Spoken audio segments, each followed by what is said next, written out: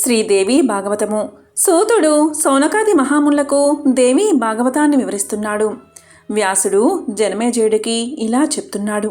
నవ్వుతో చెప్పసాగాడు వ్యాసుడు. శుభం జరగాలి నీకు, విను. నరనారాయణిద్దరూ బాగా ఆలోచించారు. అప్పుడా అప్సరసలను చేరి ఈ జన్మకి వదిలేయండి, మమ్మల్ని భావి జన్మల్లో మీ కోరిక తీరుస్తాం అని సర్ది చెప్పి స్వర్గానికి పంపించేశారు. అనంతరం కాలవసాన వాళ్లే కృష్ణార్జులయ్యి పుట్టారు. పరమ పవిత్రమైంది శ్రీకృష్ణ చరిత్రం. శ్రద్ధగా విను, అది చెబుతాను.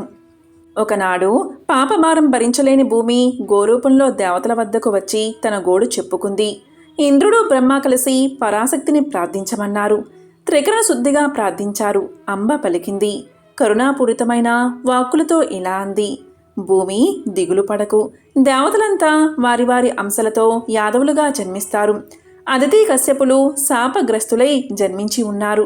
భృగు శాపగ్రస్తుడై విష్ణువు వారి గర్భవాసాన జన్మిస్తాడు. ఇక మీరు నిశ్చింతంగా ఉండండి. నిమిత్త మాత్రంగా జన్మించిన వీరి ద్వారా నేను దుష్ట రాక్షసావలని పాపాత్ముడిని చంపేస్తాను. అంతా తమ ప్రయోజకత్వమేనని గర్వించే యాదవ కులాన్ని కూడా బ్రాహ్మణ శాపరూపంలో తుదముట్టించేస్తాను. నువ్వు నిర్భయంగా ఉండు అని చెప్పింది. అందరూ నిశ్చింతగా ఎవరిదారిన వారు వెళ్ళిపోయారు. తత్ఫలితమే కృష్ణావతారం. శ్రద్ధగా విను. చాలా కాలం పూర్వం మధురని ఉగ్రసేనుడు సూరసేన దేశాన్ని వసుదేవుడు పాలించేవారు. ఈ వసుదేవుడే శాపగ్రస్తుడైన కశ్యపుడు. ఉగ్రసేనుడి తమ్ముడు దేవకుడు. శాపవసాన అదితి అతని కూతురే పుట్టింది. దేవకుడి కూతురు కనుక ఆమెకు దేవకి అనేవారు. దేవకి వసుదేవులకు వివాహం జరిపారు పెద్దలు. పెళ్లి కాగానే ఆకాశవాణి కంస, దేవకి అష్టమగర్భమే నీకు మృత్యువు అని చెప్పింది. దాంతో కంసుడు కోపంతో ఊగిపోయాడు. దేవకిని చంపబోయాడు. వసుదేవుడు అడ్డుపడ్డాడు. కంసుణ్ణి జయించడం కష్టమని అతనికి తెలుసు. అందుకే కంస, ఆమె సంతానమే కదా నీకు మరణహేతువు. అందుచేత ఆమెకు పుట్టే పిల్లలందరినీ నీకు అప్పగిస్తాను. ఇప్పటికి వదిలేయన్నాడు. ఆ మాట కంసుడికి సబబుగానే అనిపించడంతో దేవకిని వదిలేశాడు. దేవకి గర్భం దాల్చింది. తొలిచూలు కొడుకును కంది. వసుదేవుడా బిడ్డను కంసుడికి అప్పగించాడు. ఇది దేవకి తొలి సంతానం. నీ ఇష్టమన్నాడు. అతని సత్య ప్రవర్తనకు కంసుడు జరించాడు. బావా, దేవకి యొక్క అష్టమ గర్భం ఒకటే నాకు మృత్యువు. ఈ బిడ్డ నాకెందుకు, నువ్వు తీసుకుపో అనేశాడు కంసుడు. కంసుడికి ధన్యవాదాలు చెబుతూ శిశువును తీసుకుని వెళ్ళిపోయాడు. ఇది జరిగిన కొద్ది కాలానికి నారదుడు వచ్చాడు కంసుడి దగ్గరికి. కంస, దేవకి గర్భంలో విష్ణువు పుడతాడు. నిన్ను చంపేస్తాడు. అష్టమగర్భమని నువ్వు కలవరిస్తున్నావు. నీకు లెక్కలు రావేమో. పైగా దేవతలు చాలా తెలివైన వాళ్ళు. లెక్కల ప్రకారం చూస్తే అన్నీ అష్టమగర్భాలే అవుతాయి అని నూరు పోసేశాడు. దాంతో కంసుడు వెంటనే దేవకి తొలి బిడ్డని రప్పించాడు. కస్సున నరికేశాడు. అలా వరుసగా 6 బిడ్డల్ని చంపేశాడు. దేవకి 7వ గర్భంలో శేషుడు అవతరించాడు. యోగమాయ ఆ శేషుణ్ణి దేవకి గర్భంలోంచి రోహిణి గర్భంలోకి చేర్చింది. దేవకికి 5వ నెలలో గర్భపాతం జరిగింది.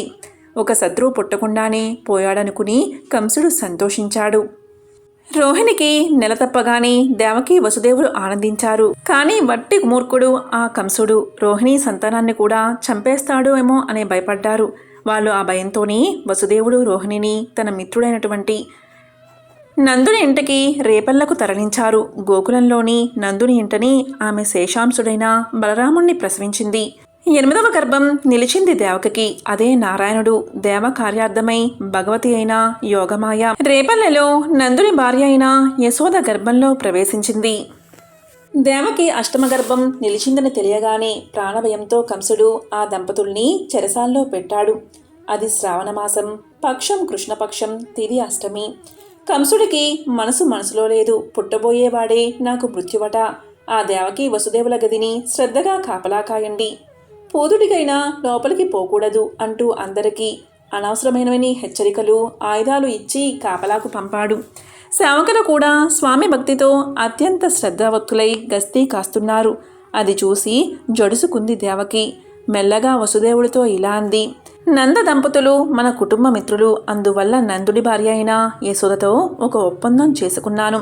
ఆ ప్రకారం నా బిడ్డని తాను పెంచుతానని, అవసరం అనుకుంటే నా అష్టమ గర్భస్థానంలో తన బిడ్డని బలి పెట్టగలను అని ఆమె చెప్పింది నాకు. కానీ కంసుడు ఇంత కట్టుదిట్టం చేశాక ఇక మన అష్టమ గర్భాన్ని మనం కాపాడుకోగలమనా ఆశే పోతుంది నాకు. ప్రసవకాలం చేరువవుతుంది, అటు తిరుగు. ఆమె చెప్పినట్లే చేశాడు వసుదేవుడు. దేవకి ప్రసవించింది, కొడుకే పుట్టాడు. ఆ కొడుకుని చేతిలోకి తీసుకుని అతని తేజస్సుకు ఆశ్చర్యపోయాడు వసుదేవుడు. ఇంతలో వినిపించింది శూన్యవాణి. ఈ శిశువును గోకులం చేర్చు. కాపలా వాళ్ళని నిద్రలో ముంచాను. 8 ద్వారాలను తెరిచి ఉంచాను.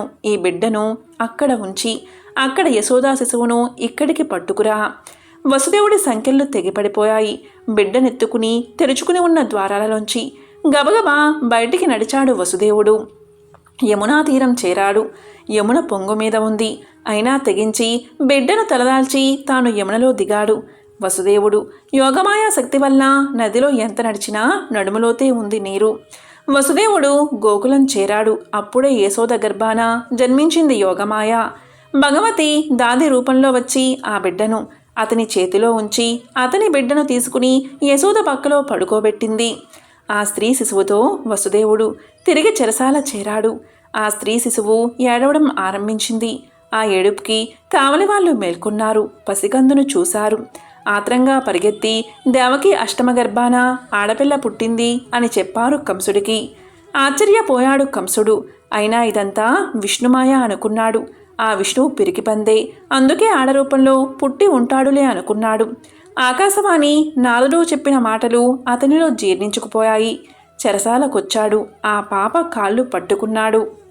గిరగిరా తిప్పి అక్కడున్న రాతికేసి కొట్టాడు. కానీ ఆ శిశువు రాయిని తాకలేదు. పైకి ఎగిరింది. 8 భుజాలతో దివ్య రూపాన్ని దాల్చింది. ఒరే మానవ కులపాంస కంస, నన్ను చంపడం నీ మూర్ఖత్వం. నిన్ను చంపేవాడు పుట్టి పెరుగుతున్నాడు అనేసి అంతర్ధానమైపోయింది. కంగారు పడిపోయాడు కంసుడు. దేనుక, వృత్త, బకాది రాక్షసమూకను పిలిచాడు. ఇటీవల కాలంలో పుట్టిన వాళ్ళందరినీ చంపేయమన్నాడు. పిల్లల్ని చంపడంలో పూతనదే పెద్ద చెయ్యి అన్నారు వారు. కంసుడు పూతన్ని పిలిచి శిశుహత్యకు ప్రేరేపించాడు. ముందుగా గోకులం మీదకి పంపాడు. పూతనతో సహా తన రాక్షస బలగాన్ని వెళ్ళమన్నాడు. యశోదకు మగ శిశువు పుట్టాడు అనుకున్నారు గోకులంలో వాళ్ళు. ఉత్సవాలు జరిపారు. నల్ల కలువలా మెరిసే ఆ బిడ్డకి కృష్ణుడు అనే పేరు పెట్టారు. కంసుడి ఆజ్ఞ ప్రకారం శిశుహత్య నిమిత్తం గోకులం వచ్చింది పూతన. శిశురూపంలోని కృష్ణుడు ఆమెని, దేను, వత్స ఒక పైలం బాధుల్ని చంపేశాడు. గోవర్ధన పర్వతాన్ని చిటికన వేలతో ఎత్తాడు. చివరికి కంసుడు ఎన్నో ఆశలు పెట్టుకున్న కేసి అనేవాడు కూడా కృష్ణుడి చేతిలో కైలాసానికి పోయాడు. కంసుడికి భయం పుట్టుకొచ్చింది. నిస్సందేహంగా కృష్ణుడే తన మృత్యువు అనుకున్నాడు. కృష్ణుణ్ణి మధురకు పిలిచి ఇక్కడే ముట్టబెట్టాలి అనుకున్నాడు. ఆ క్రూరుణ్ణి గోకులానికి పంపాడు. బలరామ కృష్ణుడిద్దరూ మధుర వచ్చారు. కంసుడి దగ్గరుండే చానూర ముష్టికులు అనే మల్లయోధుల్ని చంపేశారు. కృష్ణుడు కంసుడిని చంపేశాడు. తన తల్లిదండ్రుల్ని, తాతగారి వాళ్ళని కారాగారం నుంచి విడిపించాడు. ఈ విధంగా వశిష్ఠుడు జనమేజయుడికి దేవీ మహత్యాన్ని వివరిస్తూ ఉండగా సోదరుడు సౌనకాది మహామునులకు శ్రీదేవి భాగవతాన్ని వినిపిస్తున్నాడు. ఓం శ్రీ మాత్రే నమః.